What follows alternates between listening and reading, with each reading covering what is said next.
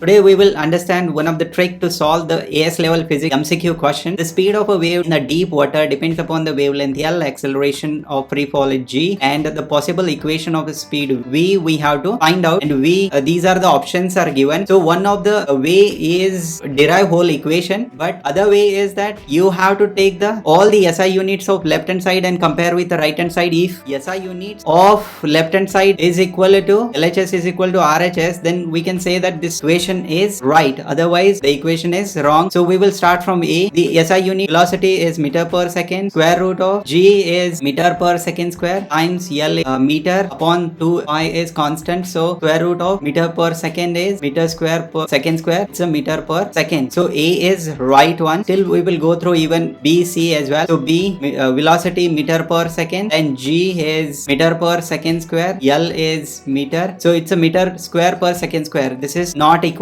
so the B option is also wrong. Then we will check for C. The C is velocity V is equal to 2 pi square root of G over L, meter per second is equal to square root of meter per second square upon meter. Meter get cancelled out, you will get 1 upon second, means this is also not true, means C also option is not correct. And D, it's a meter per second is equal to 2 pi meter per second square upon meter, so it's a 1 upon second square. This is also not correct, means your option correct answer is A. More tips and tricks, follow the Vision IGCSE. Thank you.